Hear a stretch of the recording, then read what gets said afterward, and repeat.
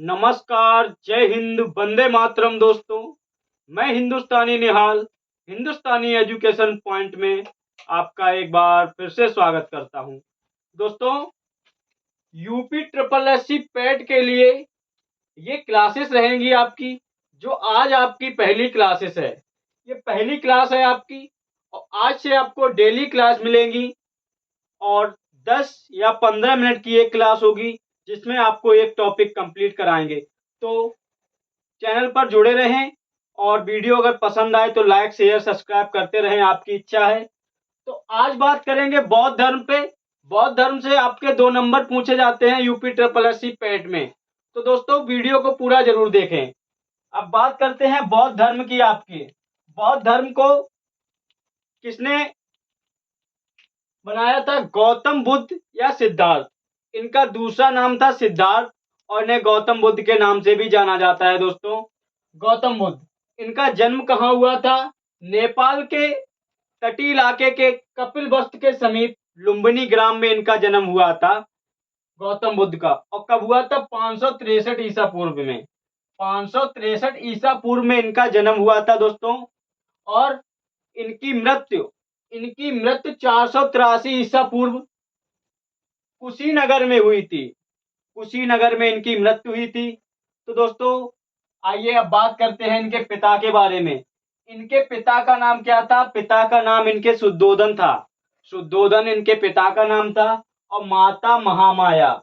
और दोस्तों, आपने इनकी देखा होगा, इनके बारे में अगर पूछा जाता है तो इनकी मौसी जो प्रजापति थी, जो प्रजापति इनकी मौसी थी, इसके बारे में जरूर पूछा जाता है। क्यों पूछा जाता है? कि बचपन में ही इनकी मां खत्म हो गई थी, तो इनकी मौसी जो प्रजापति थी, उन्होंने इनका पालन पोषण किया था दोस्तों। तो इसलिए इनकी मौसी को पूछा जाता है। और दोस्तों, इनके जो गुरु थे अलारा कलामा, इनके ये गुरु गुरु थे दोस्तों, अलारा कलामा। और इनकी पत्नी थी दोस्तों यशोधरा। यशोधरा इनकी पत्नी थी। और दोस्तों, पुत्र था इनका, ये राहुल था। राहुल नाम का इनका पुत्र था। इनके बारे में ये कुछ फैक्ट हैं। और इनके घोड़े का नाम क्या था? कंथक। ये बहुत पूछा जाता है। कंथक इनके घोड़े का नाम था। और सारथी क्या था? सारथी का नाम चन्ना। चन्ना सारथी का नाम था। तो दोस्तों, आपको पूरा दिख रहा होगा, अच्छे से देख लें। अब इनके बौद्ध धर्म के 3 आधार स्तंभ हैं। बौद्ध धर्म के 3 आधार स्तंभ हैं। इन्हें त्रिरत्न कहा जाता है। त्रिरत्न कहा जाता है। कौन कौन से हैं? पहला है बुद्ध, धम्म और संघ।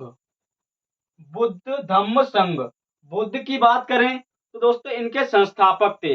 बुद्ध के बारे में क्या है? इनके संस्थापक, बुद्ध के बारे में, इनके संस्थापक के बारे में। और धम्म, धम्म का मतलब है उनके उपदेश, और यानी कि उनके द्वारा जो दिया गया ज्ञान, उसे धम्म कहते हैं। और दोस्तों, संघ, संघ का मतलब है बौद्ध भिक्षु।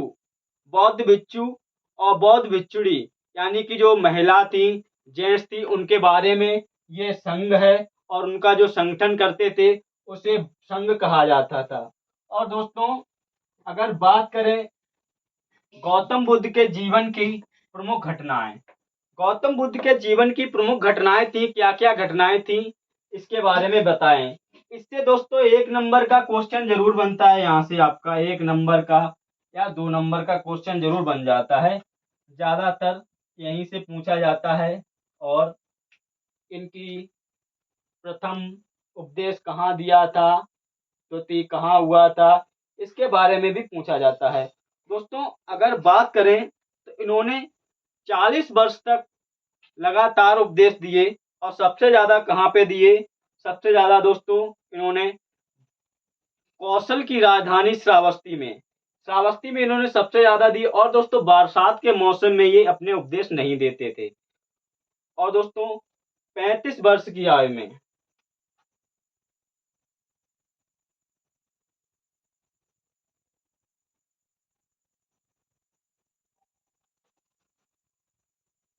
35 वर्ष की आयु में दोस्तों इन्हें ज्ञान की प्राप्ति हुई। कहां पर? दोस्तों, बिहार के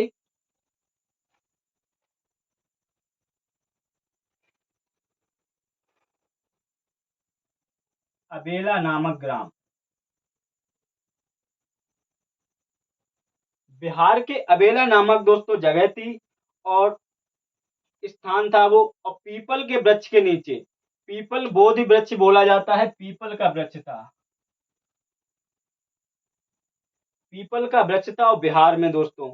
तो इन्होंने दोस्तों अपना प्रवचन वाराणसी में भी दिया और सारनाथ में अंतिम अपना कुशीनगर में दिया था, और कुशीनगर में ही इनकी मृत्यु हुई थी। और दोस्तों इनके बौद्ध जीवन की प्रमुख घटनाएं, 3 घटनाएं हैं जिसे इनके बारे में बताते हैं। जैसे कि गृह त्याग है, गृह त्याग के बारे में पूछा जाता है कि गृह त्याग को क्या कहते हैं।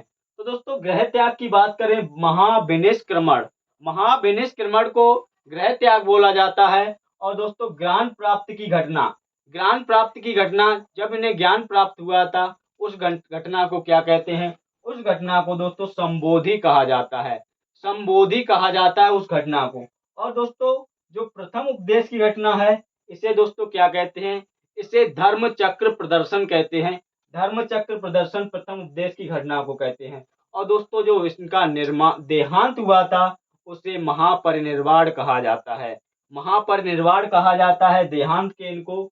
और दोस्तों इससे पूछा जाता है माता पिता गुरु पत्नी पुत्र, घोड़े का नाम सारथी का नाम मौसी, और इनके 3 आधार स्तंभ बुद्ध धम्म संघ।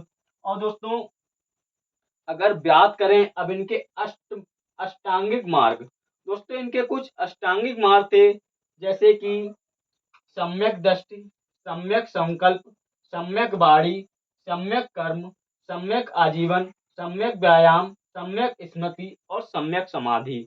तो दोस्तों इसके बारे में भी थोड़ा थोड़ा बात करते हैं। दोस्तों सम्यक दृष्टि का अर्थ क्या था, सम्यक दृष्टि में इन्होंने बताया था कि सत्य और असत्य को पहचानने की शक्ति, सत्य असत्य को पहचानने की शक्ति।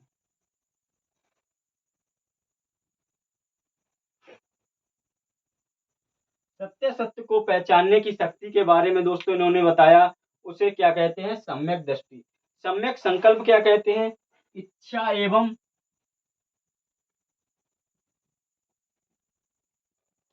इच्छा एवं हिंसा रहित संकल्प, हिंसा रहित। और दोस्तों सम्यक वाणी के बारे में इन्होंने बताया था कि सत्य एवं मृदुभाषी,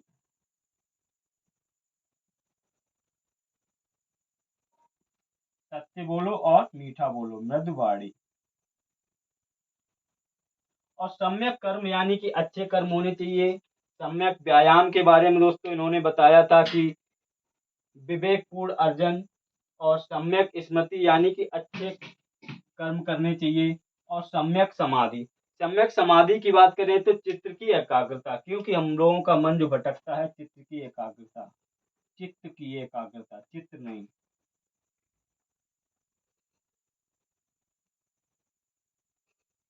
और दोस्तों इनके बारे में कुछ इनकी जीवनी है, उनके बारे में पूछा जाता है।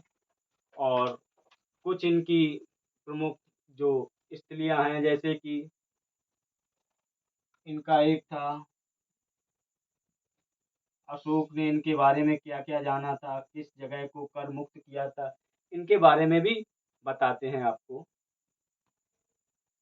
तो दोस्तों बौद्ध धर्म ने, गौतम बुद्ध थे, उनका वास्तविक नाम सिद्धार्थ भी था। तो उन्होंने कुछ बौद्ध संगीतियां की थी, 4 संगीतियां की थी। किस किस जगह पे संगीतियां की थी, और उनके अध्यक्ष कौन थे, और उनका शासक कौन था, स्थल कौन था, और समय क्या था।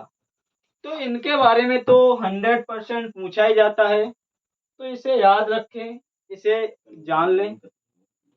जैसे कि दोस्तों संगीत, प्रथम संगीति कहाँ हुई थी बौद्ध धर्म की, तो प्रथम संगीत थी आपकी, इसका समय 483 ईसा पूर्व था, 483 ईसा पूर्व था। और स्थल था सप्तवर्णक गुफा, सप्तवर्णक गुफा। और ये कहाँ पे है आपकी, ये राजगृह बिहार में है, राजगृह बिहार में है। और दोस्तों इसका शासक था इस समय यहाँ का, तो शासक कौन था, अजात शस्त्र के समय में हुई थी। और ये दोस्तों हर्यक वंश का शासक था, हर्यक वंश था उसका शासक था। और इसके संगीत के अध्यक्ष कौन थे? महाकश्यप। महाकश्यप ये संगीत के अध्यक्ष थे। तो इसी प्रकार दोस्तों द्वितीय संगीति हुई। द्वितीय संगीति आपकी कहाँ पे हुई थी? 380 ईसा पूर्व में हुई थी। 380 ईसा पूर्व में हुई थी। और ये चुल्लबग्ग एक वैशाली बिहार में हुई थी। और यहाँ पर दोस्तों उस समय शासक कौन था? कालाशोक। कालाशोक शासक था। और ये शिशुनाग वंश का था। दोस्तों कालाशोक शिशुनाग वंश। नाग कैसा होता है? नाग होता है काला। तो कालाशोक यानी कि शिशुनाग वंश, इस प्रकार इसे याद रखें। और दोस्तों इसका संगीत का अध्यक्ष साबक मीर रहा था। साबक मीर इसका अध्यक्ष रहा था।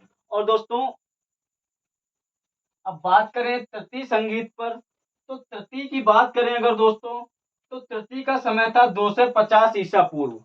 और ये पाटलिपुत्र में हुई थी। और पाटलिपुत्र कहाँ है? मगध की राजधानी थी। और ये अशोक के समय में हुई थी। अशोक के समय में हुई थी। दोस्तों अशोक को सबसे ज्यादा फेमस है, अशोक सबसे ज्यादा पूछे जाते हैं। तो इस समय संगीत का अध्यक्ष कौन था? मोगली पुत्र तिस। मोगली पुत्र तिस ये संगीत के अध्यक्ष रहे थे। और चतुर्थ जो संगीत थी आपकी, चौथी संगीत थी आपकी, ये 72 ईसा ईसा में। और ये कहाँ? कुंडल वन कश्मीर में हुई थी। और उस समय वहां का शासक कौन था? कनिष्क था, जो कि कुषाण वंश का शासक था आपका। कुषाण वंश का शासक था। और यहाँ के जो संगीत के अध्यक्ष वसुमित्र थे। और उपाध्यक्ष आपके अश्वघोष थे। दोस्तों अगर अश्वघोष की बात करें, तो गौतम बुद्ध की जीवनी है जो, उसे बुद्ध चरित्र कहा जाता है, उसे अश्वघोष ने लिखा है। अश्वघोष ने लिखा है। और दोस्तों गौतम बुद्ध के बारे में अश्वघोष की रचना है एक बुद्ध चरित्र।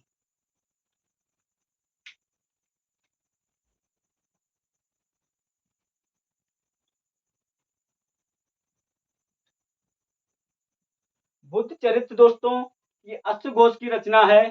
और जो गौतम बुद्ध के जीवन के बारे में है। और दोस्तों इसी में दोस्तों एक और है ललित विहार सूत्र, महावास्तु, निदान कथा, ये आदि हैं।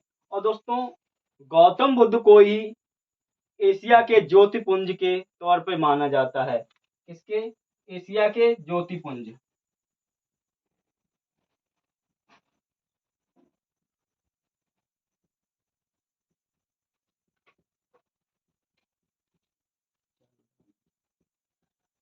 एशिया के ज्योतिपुंज के तौर पर माना जाता है। और दोस्तों एडविन एनाल्ड ने इन्हें लाइट ऑफ एशिया नामक पुस्तक की रचना की थी। इन्हीं के ऊपर है एडविन अर्नाल्ड, सर एडविन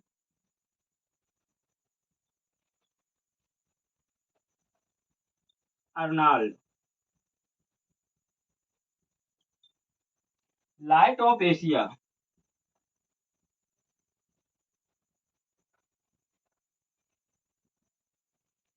जो कि दोस्तों इसी के इन्हीं के ऊपर थी। और बौद्ध धर्म में त्रिपिटक सर्वाधिक महत्वपूर्ण ग्रंथ था आपका। और विनय पटक, शुद्ध पटक और अधिगम पटक। और दोस्तों इनकी दीप वंश और महावंश हैं, जो श्रीलंका में प्रसार के लिए बहुत ही फेमस पुस्तकें थी। तो दोस्तों आशा करते हैं आपको टॉपिक अच्छा लगा होगा। और आज की ये पहली क्लास थी। तो 10 मिनट में 15 मिनट में एक टॉपिक कंप्लीट कराएंगे। और नेक्स्ट डे आपको उस टॉपिक से संबंधित एमसीक्यू क्वेश्चन कराएंगे। इस प्रकार आपका थ्योरेटिकल टॉपिक भी कंप्लीट हो जाएगा। आप अगर नोट्स बनाना चाहें तो नोट्स भी बना सकते हैं। और दोस्तों एमसीक्यू क्वेश्चन आपके कराएंगे, जिससे आपका रिवीजन हो जाएगा। तो दोस्तों इस प्रकार की वीडियो पाने के लिए हिंदुस्तानी एजुकेशन पॉइंट को सब्सक्राइब जरूर करें। और अगर आप कोई भी PDF free of cost notes प्राप्त करना चाहते हैं, तो हमारे चैनल हिंदुस्तानी एजुकेशन पॉइंट टेलीग्राम चैनल से जुड़ें। और आप हमें टेलीग्राम, फेसबुक पेज, इंस्टाग्राम, हर जगह हिंदुस्तानी एजुकेशन पॉइंट के नाम से फॉलो कर सकते हैं, जुड़ सकते हैं। तो चलिए आज के लिए इतना ही था, तब तक के लिए आपको नमस्कार, जय हिंद, वंदे मातरम। मिलते हैं नेक्स्ट वीडियो में।